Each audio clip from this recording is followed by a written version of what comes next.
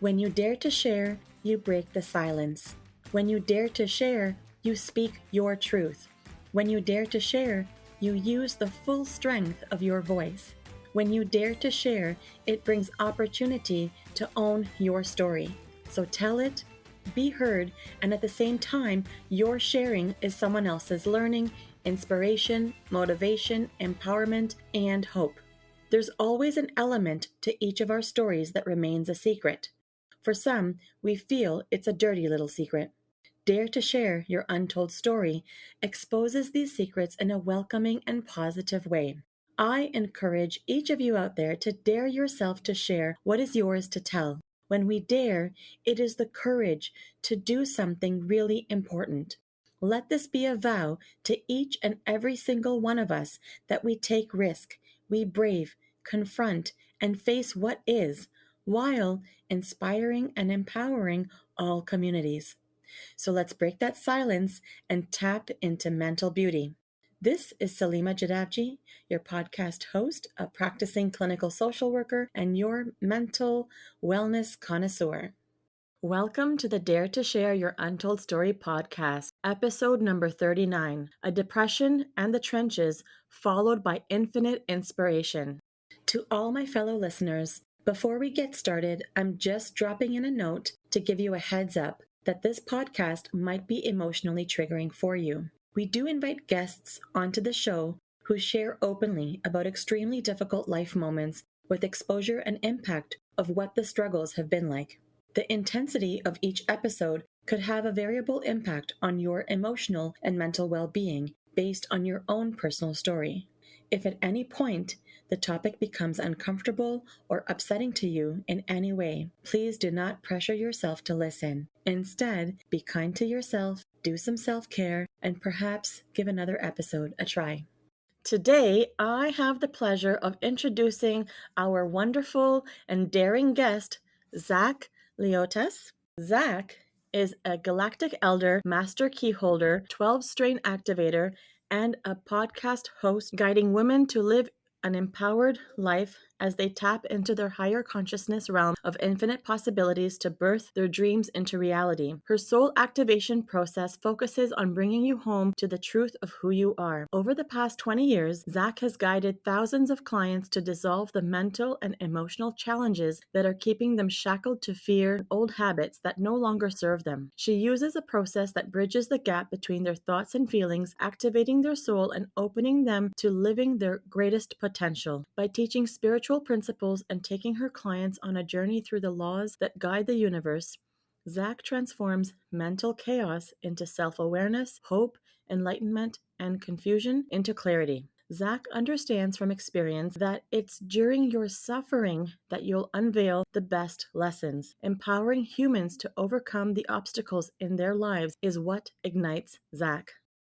Well, hello, Zak. Welcome to the Dare to Share Your Untold Story podcast. Thank you for having me. Thank you for having me here. It's a great pleasure to be here today. Oh, the pleasure is all mine. Zak, I'm really pumped to have this chat with you today. I genuinely feel such gratitude to have you on the show, and I don't think I can thank you enough for what you're bringing to the table here, just bringing forward openness and willingness to share, and also to just stand by me to sort of take this stance in helping break barriers of mental stigma. So thank you so much. It is my pleasure.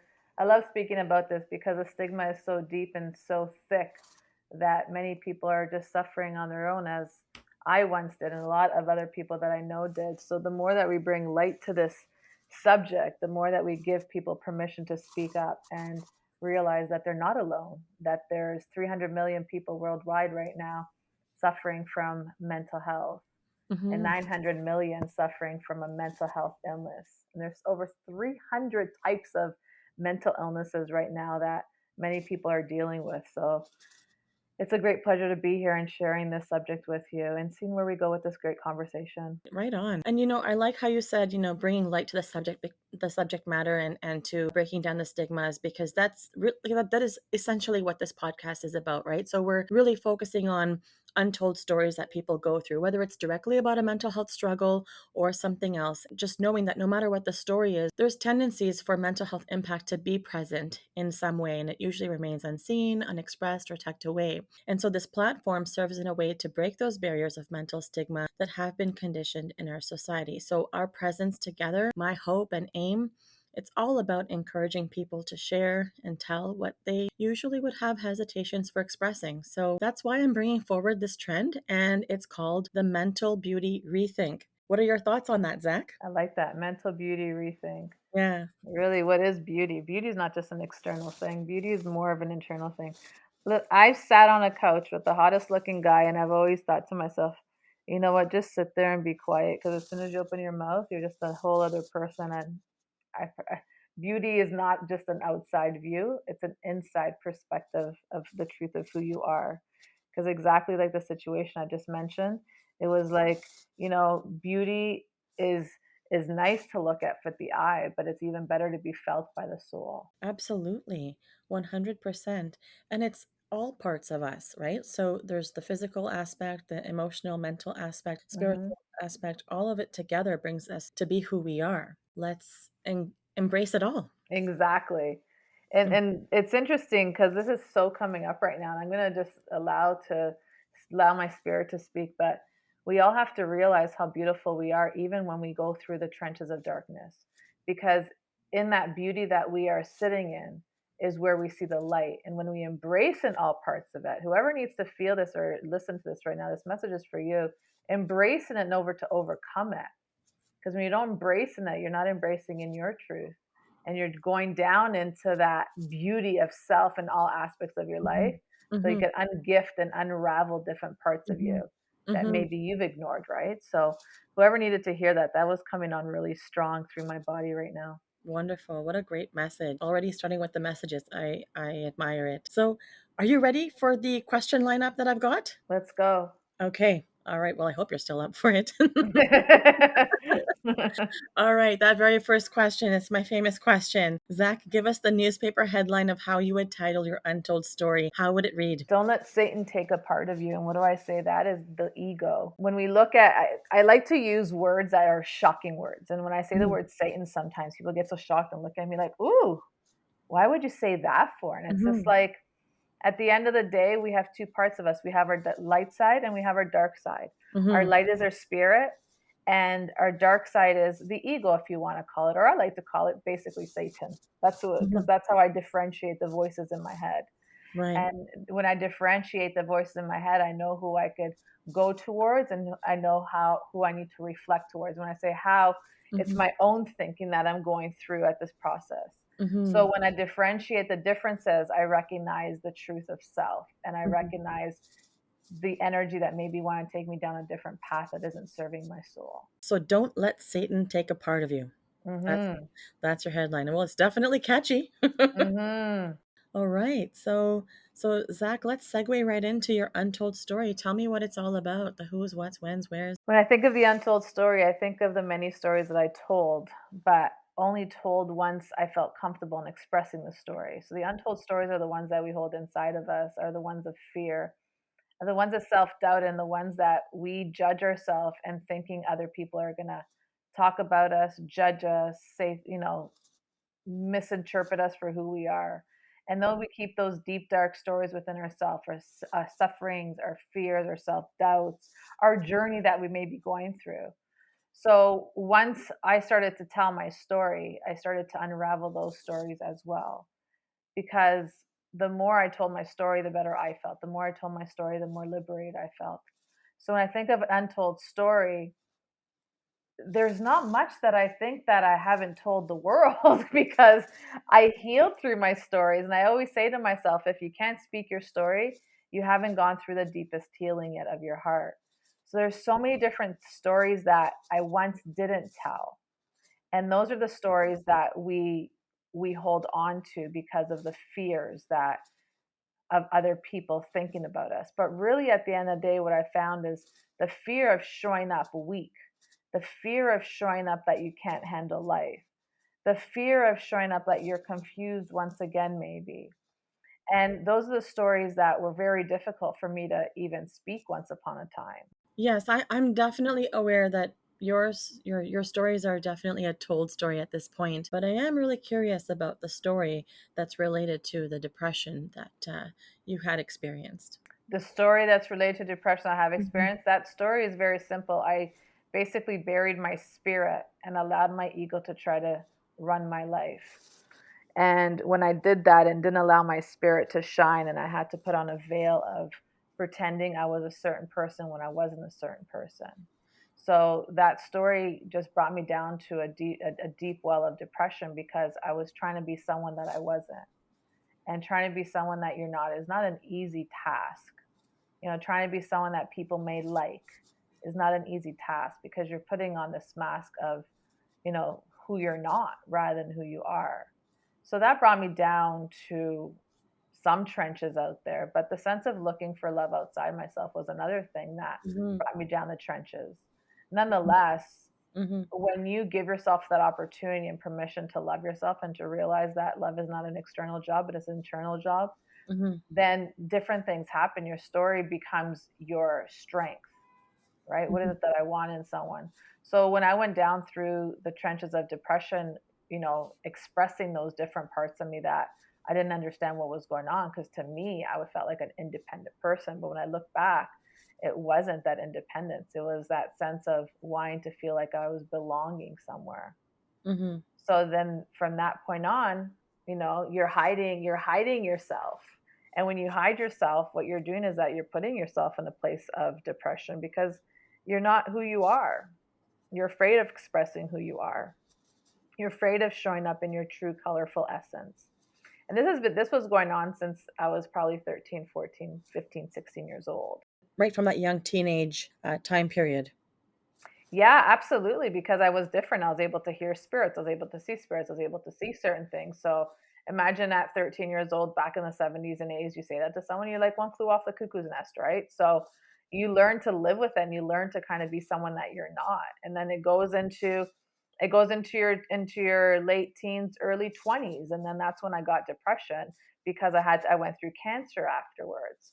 So there was just many different layers of what I went through in life that brought me through that darkness. But it was every time that I would say, you know what, nope, I'm going to come a little one step closer to coming out of, who I am. Then I would go up to strangers and be like, I have a message for you. And I would tell them stuff and I would kill myself laughing. I'm like, this is great. And then you go down again. You're like, well, I don't want people to think I'm crazy. So I just went through that struggle on and off and on and off and on and off for many years until I finally said, you know what?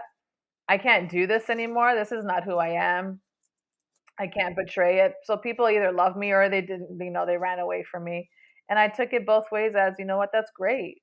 There's no disrespect. I love you all, but I'm going to give myself permission to be who I am, how I am, as loud as I am, as quiet as I am, whichever which way I am. And ever since I did that, there's no going back to that state of depression. People will, oh, you're crazy. Oh, you're this. That's great. How did you figure that one out? Right. So you just kind of take life not too seriously, because I find when you're going through a sense of depression, you do take life seriously. It's like the end of the world, right? When you're going through depression, everything's the end of the world if you don't do it.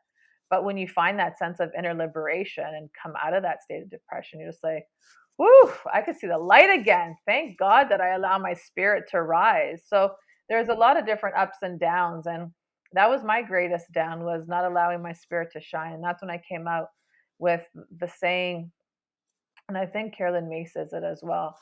Depression is the absence of the spirit and the rise of the ego. Hmm. And that's Hmm. why I call the ego Satan or the devil, because of Right. all the trenches I've crossed and all the darkness that I dealt with. Hmm. To me, that's down in the underground world, and that's basically where I come from. And so I'm curious, when you said that you started to give yourself permission to be who you were and just really claim all parts of you, what was happening to you just before then for you to be able to recognize that or just fully come to acceptance of that? There was many things that got unraveled, many many things. Just I think you just go through it, and you're just like, I'm just getting older at the end of the day, and there's maybe more years behind me than there could be more years ahead of me, right? So you just kind of say at the end of the day, I really what someone else thinks about me is none of my it's not my business. I always say, well, that's not my business. Whatever that person thinks, Hmm. whatever that person says, that's not my business. I really relate to that. But I'm just curious about, like, yes, you came to some sort of point where you just recognize that, I have to live my life. I have to give myself permission to just be who I am. But I'm just wondering if there was something that you recall that helped you with that transformation. Really, at the end of the day, I've always that was my biggest struggle. So there was many different parts of me that said, I'm coming out. I'm coming out.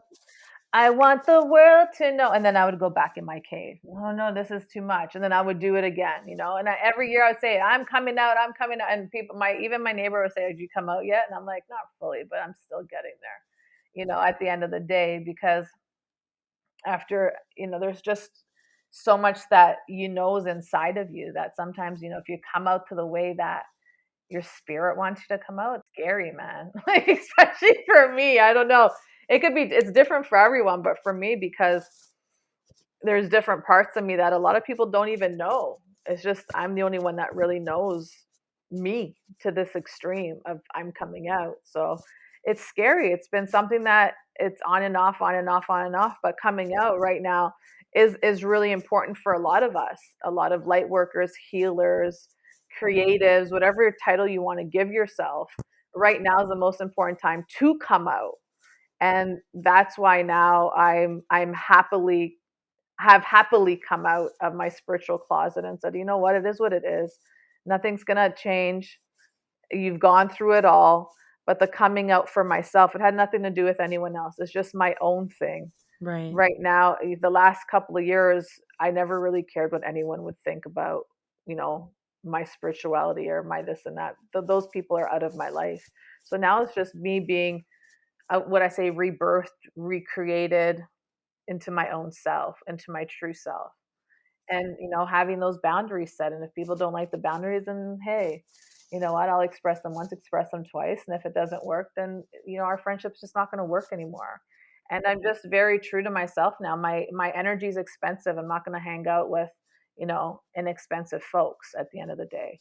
So you just learn and grow, and you come out and you just deal with certain things every day in your life, and it gets easier and it gets better and it becomes more fluid, and all these fun things start happening. As I'm hearing you explain this process to me, what I'm learning is that it really was this gradual process of emerging, right? And integrating, illuminating. And it almost sounds like when you talked about, coming in and out, it almost sounds like there was the sense of you getting comfortably uncomfortable. So if it got too overwhelming, you went back in and then you kept testing the waters until you were able to fully emerge. So that's what it sounded like to me, which is a really fascinating process. And I also really enjoyed hearing you say that your energy is expensive. That's a really Mhm. nice way of that's a very different way of putting it. Yeah, it is. It's been learning for the last, 40 years, 45 years. So that's expensive to be hanging around with one set and thought people. So you just have to learn who you want to be around and the people that you want to surround with yourself with. And I would just surround myself with anyone and everyone, because at the end of the day, I'm not judging you. But then that's great. But my circle now is very small. It's very tight, and it's the people that we support one another and growing. So that was the key in everything that I did right there, was recognizing how expensive my energy was, the wisdom, the journeys, the lessons, the meditations, the downloads that are all in me, and recognizing the people I was surrounding myself with didn't align with one another. Little steps, you're always making little steps along the way. And sometimes you think you should have made those steps 25 years ago, like I once did, but hey, there's a reason why it happened now, and it's never too late. So if you look at the, oh my God, I'm too old, it's too late, it's like you haven't seen how abundant life could still be. Hmm. You're leaving the abundance in the past, and coming up to limited beliefs in the present and the future. So there's so many things to do when you realize how expensive your energy is. I feel like as human beings, we do the best that we can in the circumstances with the knowledge and information we have. So it's unfair to look in hindsight and say, I should have done this already, or I'm so stupid for not doing this, or how did I miss that? Because likely the information you have now is not what you had back then. So it's also unfair to tell yourself that you should have already done something, right? So I think it's really important to recognize that Doesn't matter how old I am, each baby step counts. And as long as I'm doing it right now, that's what matters. And you're not falling backwards to the old patterns and beliefs, because that's very easy to do too. Yes. Yes, for sure. So easy to just go back. Yeah, it's even when we know it's painful or not so good for us, that familiarity seems to trump uncertainty, right? The foreign stuff. So you do have to make a deliberate, conscious effort to keep the momentum going. Yeah, and not worry about the little petals that you may step on, pebbles that you may step on Exactly. because of, something showing up. It's really Hmm. about knowing what you want at the end of the day. That's what your Hmm. untold story is. Really Hmm. knowing what you want, because sometimes that's an untold story too, because people don't even know the story that they want to create for themselves. Right. So that untold story could be so many different ways now that, we're having this conversation. Have you told yourself the story that you want, what kind of a life you want to live? We could look at it that way, because I've told myself that story too. But Hmm. that's what's coming down right now is, looking at that untold story that we may have not told ourselves of how we want to live, and are just accepting how we are living. So, Zach, I'm really curious with regards to, everything that you're sharing. I want us to go back to a little bit about like the impacts of the depression. Can you remember what impact you would say the depression had on you? Can you talk a little bit about the mental health impacts at the time? I know that you have moved from it and you have worked through it, but I'm just curious if you can take us back to what some of that impact was like for you going through the depression. Well, 97, when I went through cancer, I really like, I mean, an awakening moment could sometimes feel like a depressive state in your life because things are in chaos. You're not understanding certain things. You're confused. Why are things not working out for you like the way they used to? Why are people leaving your life? So back in 97, when I went through cancer, and I was kind of living with recognizing how my life was changing, but I didn't understand a lot of things at that time too, because I was just a partier. At the end of the day, my life just changed drastically because I went from partying hardcore to going away for 3 months, fighting my own thoughts with cancer, because I didn't tell anyone I was going through cancer. I kept that to myself. I didn't want anyone to give me the feel sorry for you situation. I can't handle that kind of behavior. So when I was going through that, after I had my surgery and stuff like that, the biggest impact that I had was changing my diet at the end of the day, because you are what we digest, not what you eat, because at the end of the day we're not digesting everything properly, but we are what we digest. And the more that we, enjoy life through its nourishment, through feeding our body, our mind, our spirit, then we start to recognize a different sense of ourselves. Because I was a person that ate junk food. I was a person, I shouldn't even call it food because it's not food, it's just pure junk, sugar, breads, like greasy foods. Like that was my diet back then. So when I went through cancer, I had to learn to eat better for my body because I didn't want to go through cancer again. So that was a huge impact that, really took place for me. And then following way, taking care of my body at the end of the day too, really like working out, going to the gym, really loving myself. That was another huge impact that happened.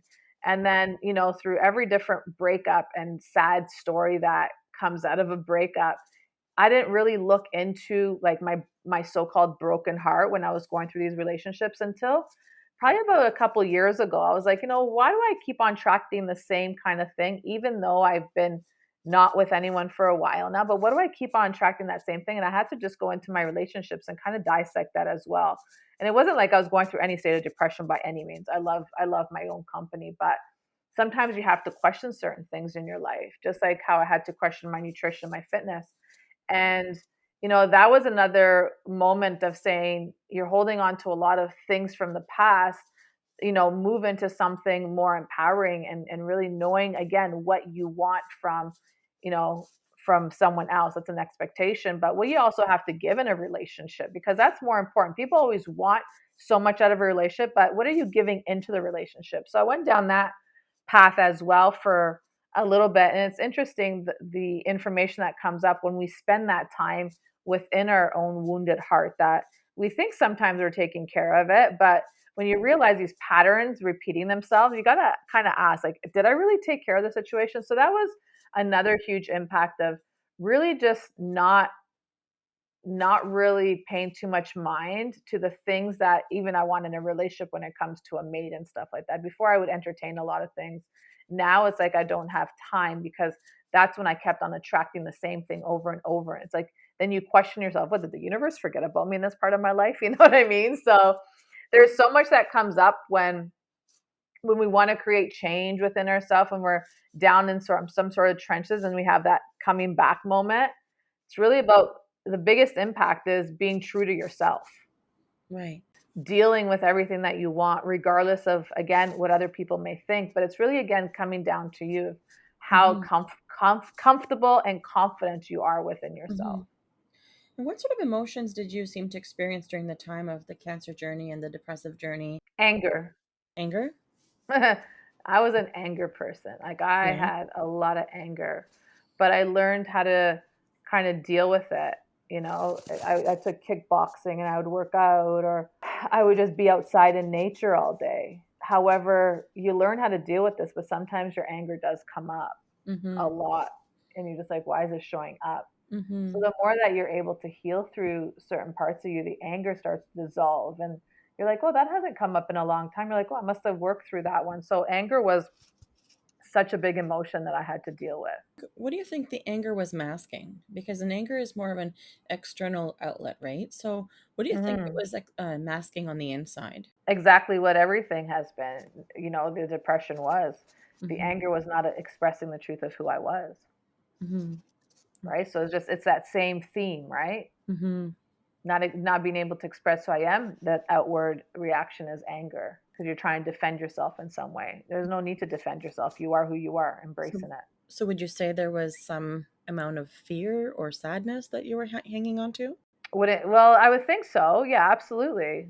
It's all intertwined. It's a domino effect. Mm-hmm. You, Mm-hmm. there's anger, there's fear, there's sadness, there's low self esteem, there's all guilt, shame. It's all kind of compressed in one. And so, are there any parts of your story that would be important for listeners to know about? Doesn't matter how hard you fall on the rocks. What matters is how fast you get up and what you do with getting up.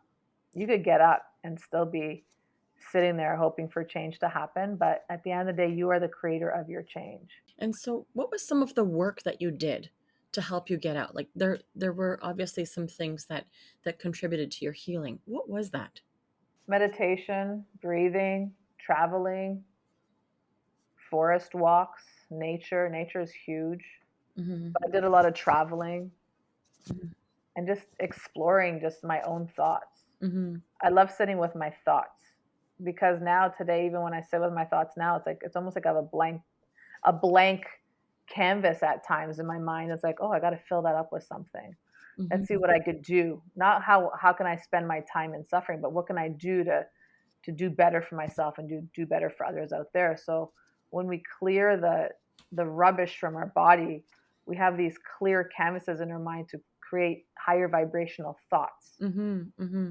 So yeah. So that's how you did it. Okay. Yeah, it sounds so easy, but it's not because No, meditation I used to do every day, and that's what I want to just tell people. Like, you might think, oh, she just meditated and she went to nature. And for anyone that's going through it, you understand that it is a step by step, a breath by breath, a knowing by knowing process. It might happen overnight, but it may not happen overnight. But it really happens as fast as you want it to happen. It takes 21 days to rewire your mind. I say it takes about 40 days to fully flush out the toxins that are going on in your mind. so Zach, when people come to see me in the therapy room, people tend to like individuals tend to be in one of three places. Some people are getting started, some are in the middle, and some are looking back in their journey. Sometimes people are right at the beginning where they're just trying to figure out how they want to start getting the help that they need. Some are in the middle, they're in the thick of things and they need some support really navigating or getting into understanding what is their triggers, what's going on, or what do they need to be aware of in the process. And some people are looking back, either, looking back, trying to learn from themselves, get some personal development and growth, introspect, or learn what they need to sort of get closure with so they can move forward.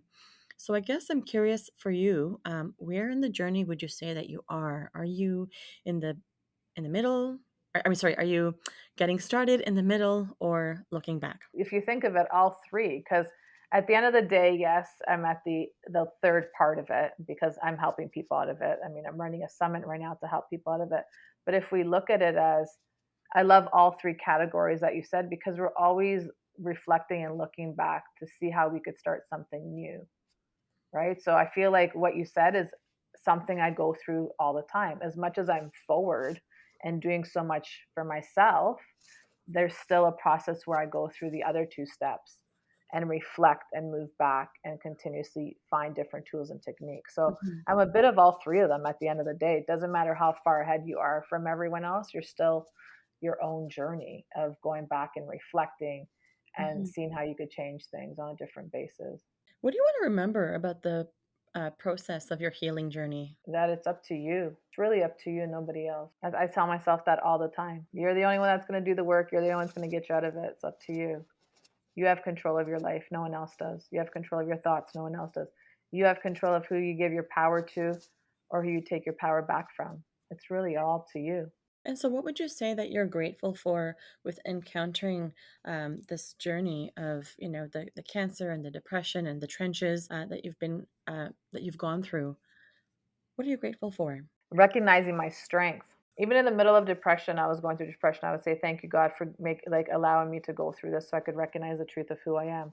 That was something I always said, and I used to tell people, "Don't be grateful for only the good things in your life. Be grateful for everything in your life, Hmm. because it's that dark moment that taught you the light that you are. It's that dark, fierce situation that you may be going through that taught you what you want."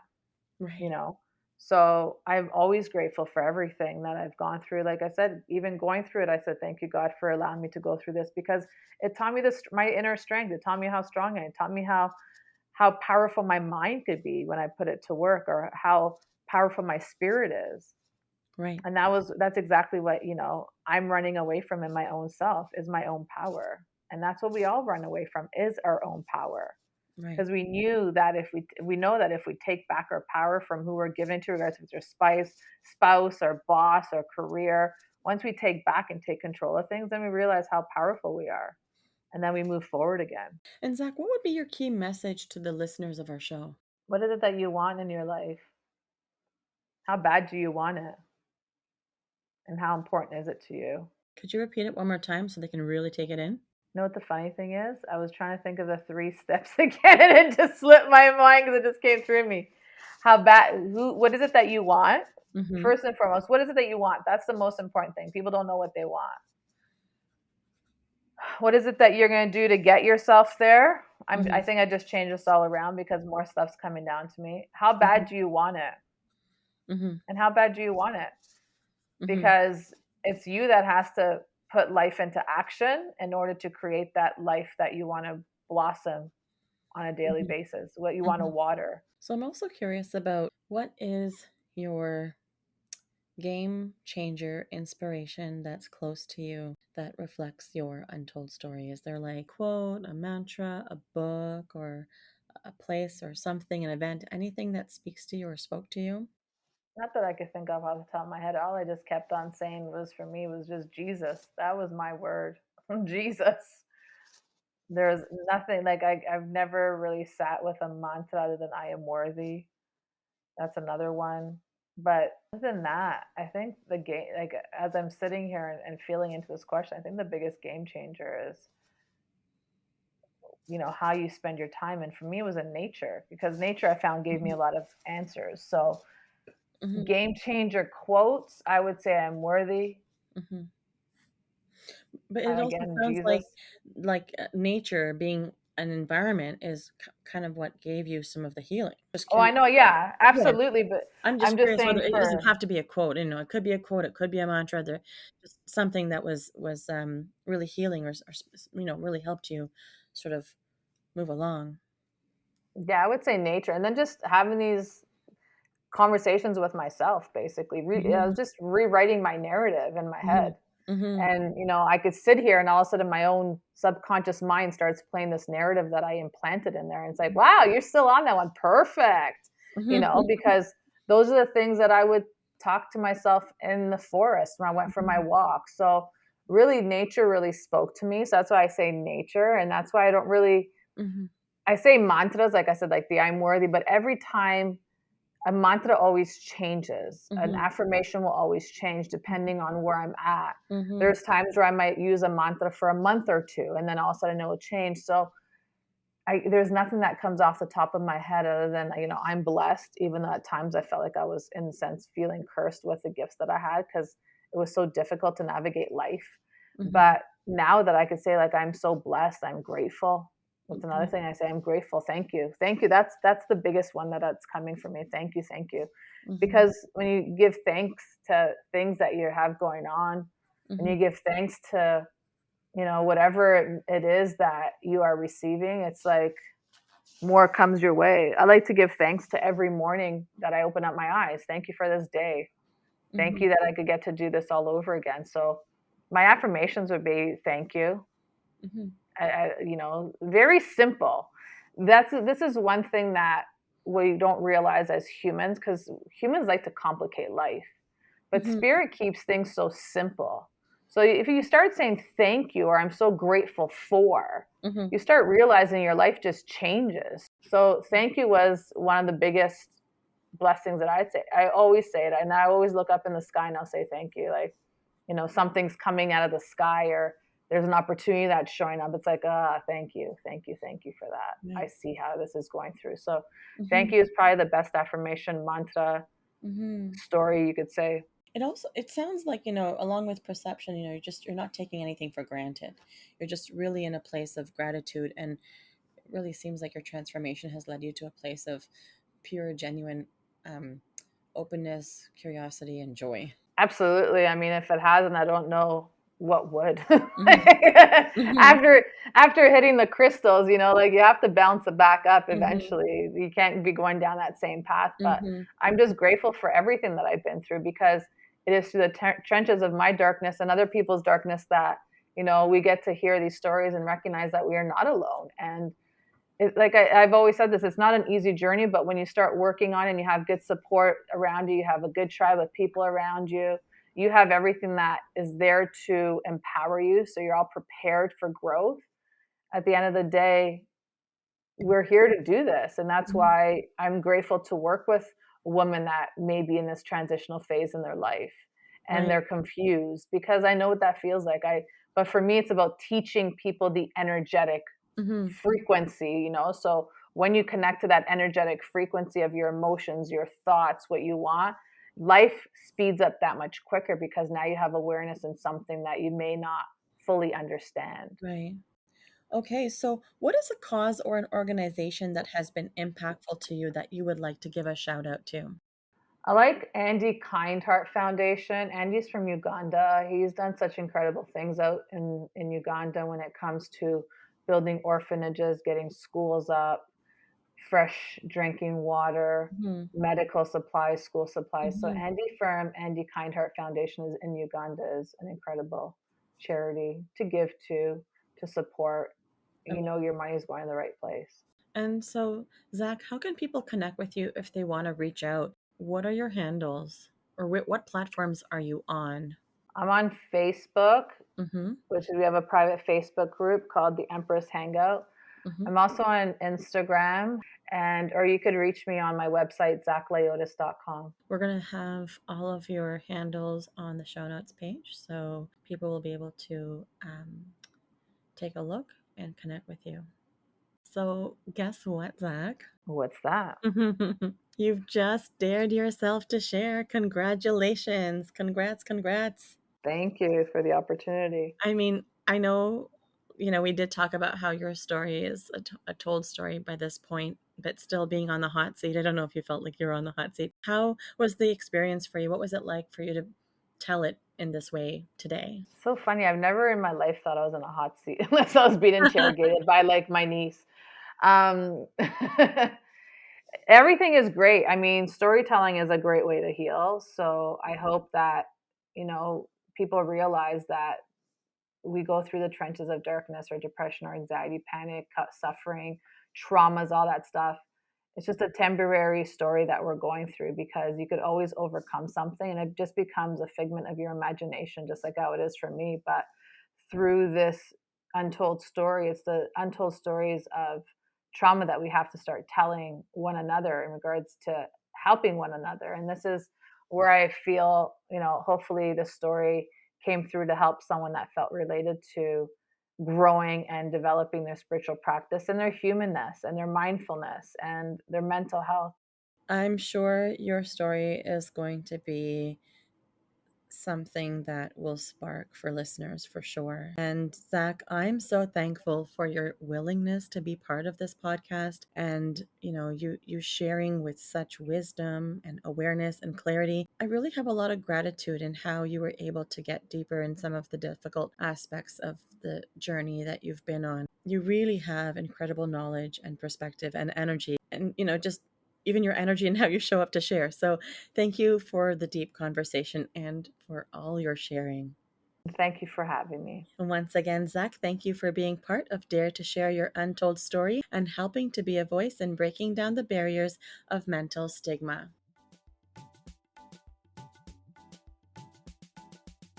To all of our listeners, if you like what you've been hearing on this podcast and you want to be part of breaking down barriers of mental stigma, I invite you to go wherever you are listening to the episode and hit subscribe. Leave us a comment or a review of the episode and maybe how you relate to it. To learn more about what we offer, visit www.daretoheal.co. And if you are feeling ready and brave to share, please submit your story by visiting www.daretoshare.co. Thanks for joining in.